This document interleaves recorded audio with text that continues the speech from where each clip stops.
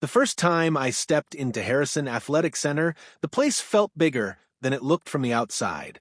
Light poured in through tall windows, bouncing off polished floors and the metallic gleam of weight racks.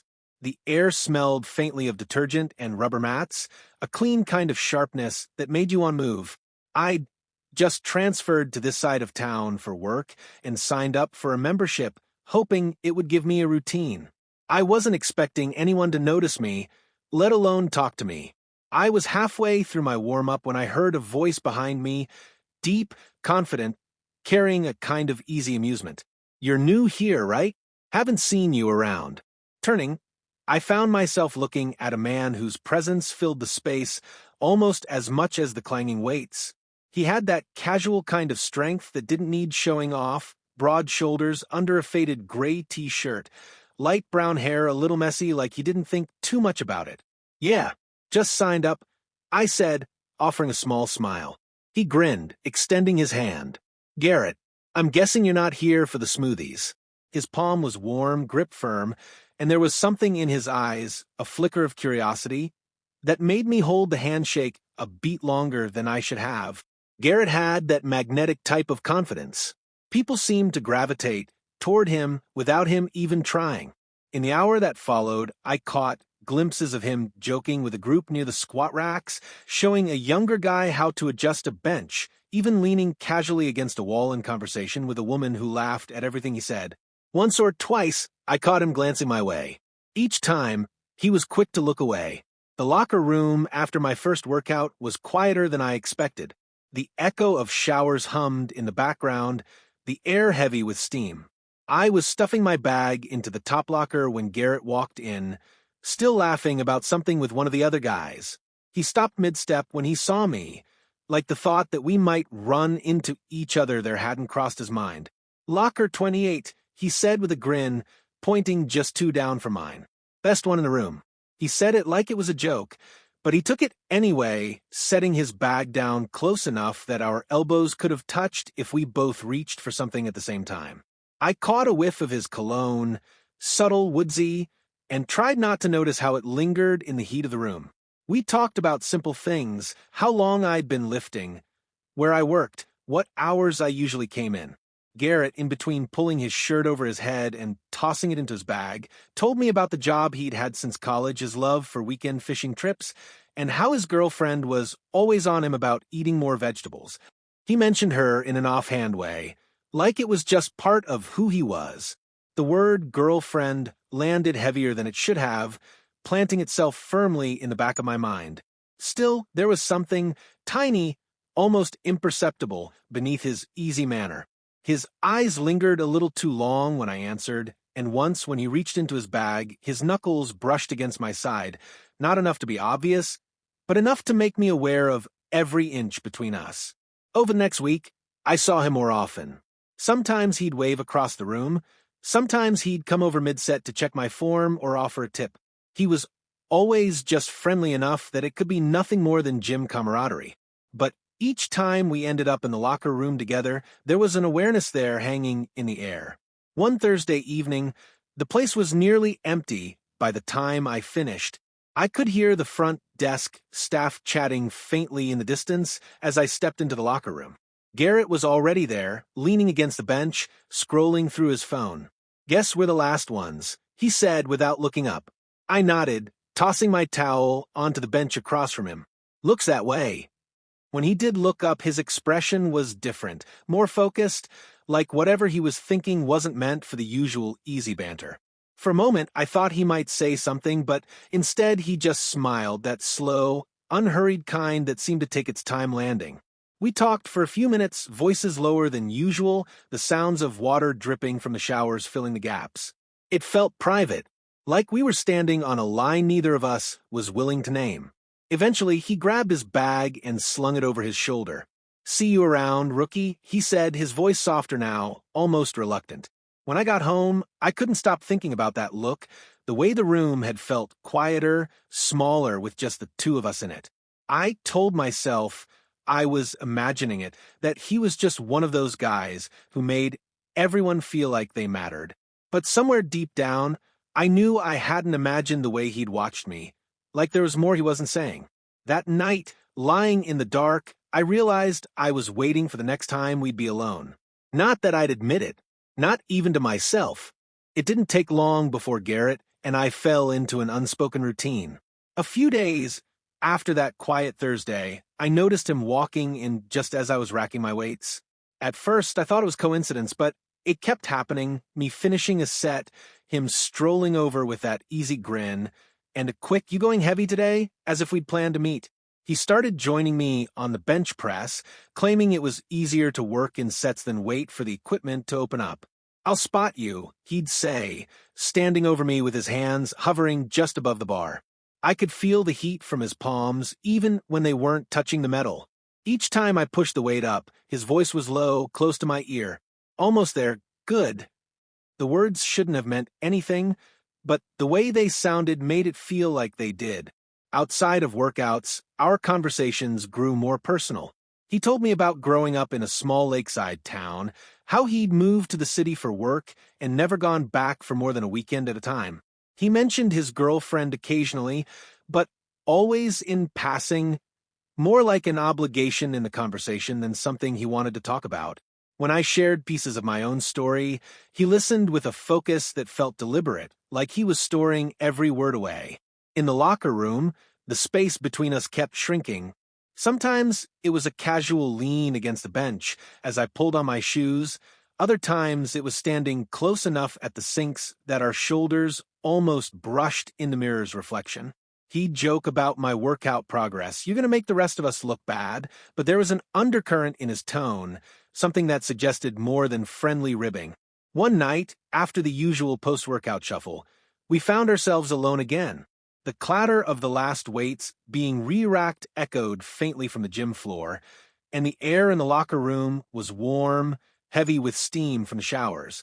Garrett was sitting on the bench tying his sneakers, and I was at my locker when he asked, "You ever notice how this place feels different when no one else is around?" I glanced over. "Quieter." He smirked. "Not just that.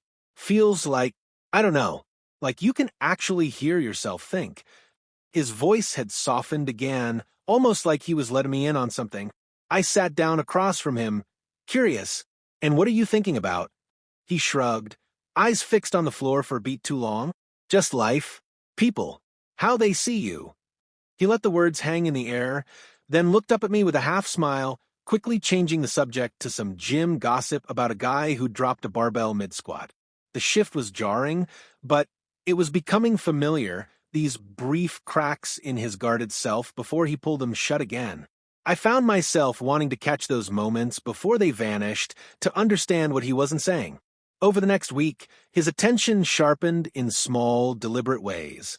When I was adjusting a weight machine, he came up behind me to show me a different grip, his chest brushing my back for just a second too long. During a break between sets, he asked if I was seeing anyone with a casualness that felt rehearsed.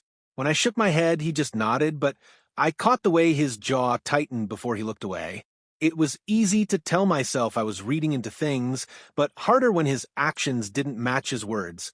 Garrett still kept his straight image firmly in place, laughing with the guys, throwing out stories about dates with his girlfriend. But in those moments when it was just the two of us, the energy shifted, the air felt heavier, as if we were standing at the edge of something neither of us wanted to name. One evening, near closing, I finished my workout early and headed into the locker room.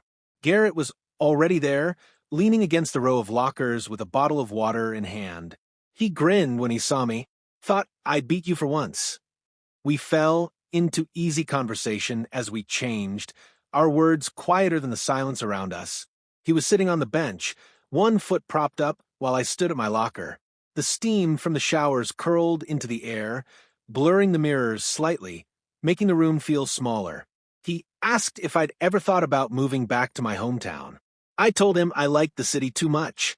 Besides, I added without thinking, "I've got reasons to stay now." The words slipped out before I could stop them, and his eyes flickered just for a second, like he understood exactly what I meant.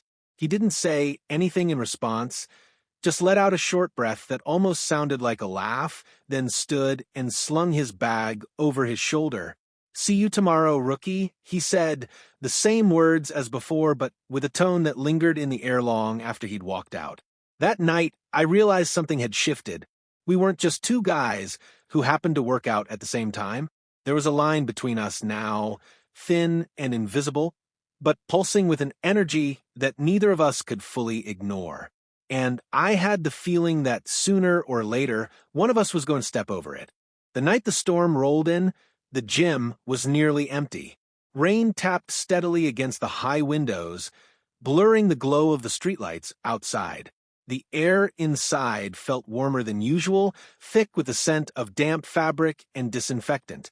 My shoes squeaked faintly on the polished floor as I walked toward the locker room, muscles still humming from the last set of pull-ups.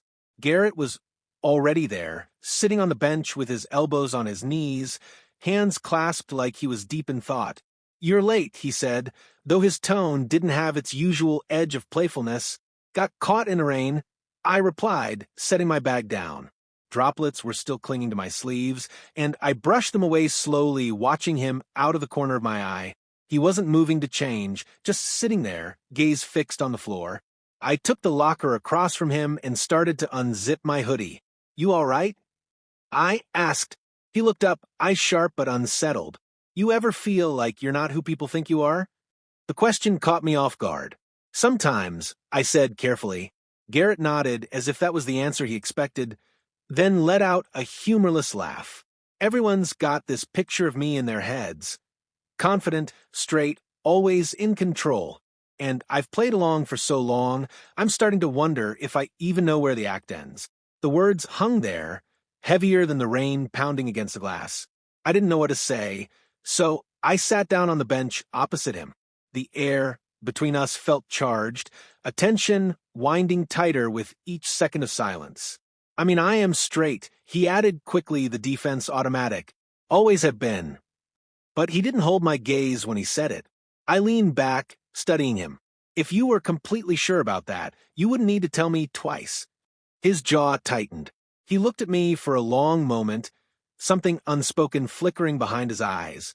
Then, without a word, he stood and closed the space between us. It wasn't dramatic, no sudden movements, no grand gesture, but it shifted everything. His knees brushed mine as he sat down next to me, close enough that I could feel the heat radiating off his skin. He reached for the towel in my lap with a half smile, muttering something about me hogging all the clean ones. But when his fingers wrapped around the fabric, they grazed my hand and didn't move away. It was deliberate, and we both knew it. For a moment, neither of us moved. The sounds of the gym outside had faded into a distant hum, the only noise the faint drip of a showerhead somewhere in the corner. My pulse was loud in my ears.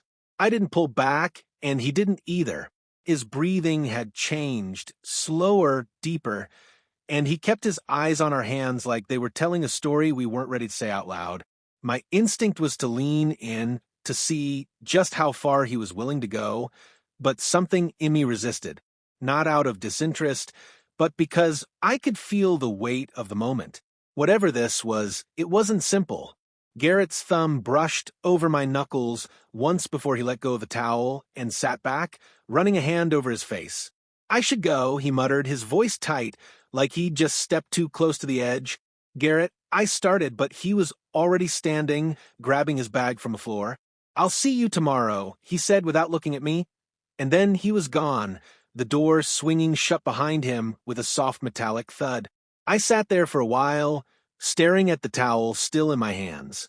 The storm outside rumbled low, the sound echoing through the empty space.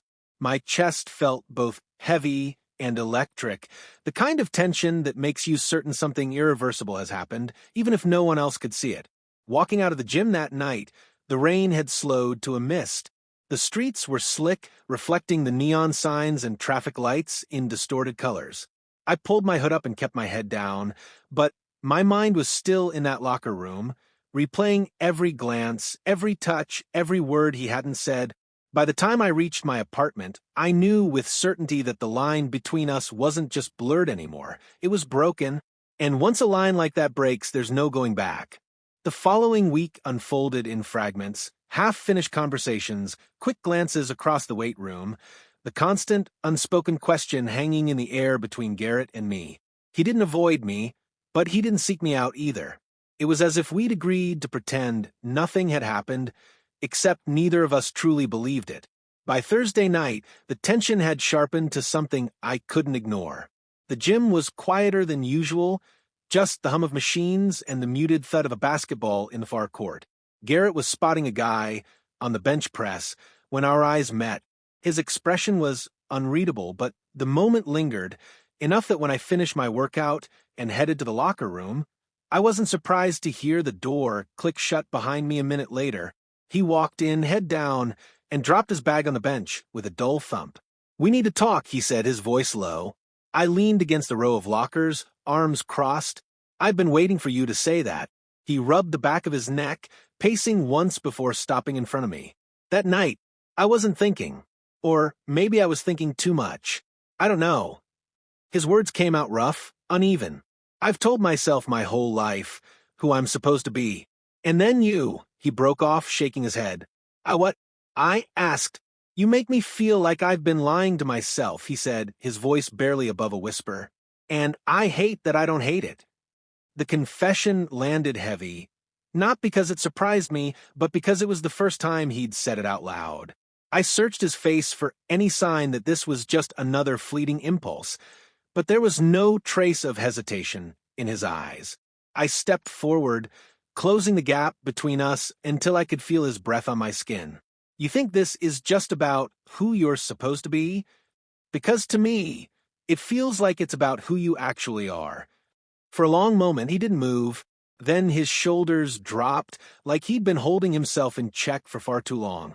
"If we do this," he said, "there's no undoing it." The weight of that truth settled between us.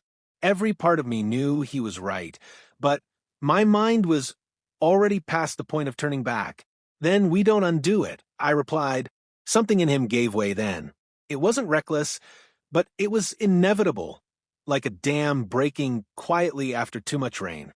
His hand found mine, fingers curling with a certainty that hadn't been there before. He didn't look away this time. We stayed like that for a while, not speaking, the muted sound of the showers in the background. It wasn't about grand gestures. It was about the unshakable awareness that nothing would be the same after tonight. When he finally let go, it wasn't to leave. He sat down on the bench, pulling his bag toward him, and for the first time in days, his shoulders relaxed. "This doesn't make me someone else," he said. "No," I agreed, sitting beside him. "It just makes you more you." He let out a breath that sounded almost like relief. For the first time since I'd met him, Garrett wasn't trying to fill the silence or hide behind a smirk. We just sat there, the distance between us gone. Eventually we stood, grabbed our things, and left together. Outside, the night air was crisp, carrying the faint scent of rain from earlier in the evening. The streetlights stretched our shadows across the wet pavement, long and intertwined. We didn't talk about what came next, not in the car, not when we reached the corner where we'd go our separate ways. But when he looked at me before turning down his street, I could see it in his eyes. The quiet acknowledgement that the line we'd crossed was one neither of us wanted to erase. And as I walked the rest of the way home, I realized something. This wasn't just about him or about me. It was about the moment you stop living the story others have written for you and start writing your own. That's where the danger is. And that's where the truth lives.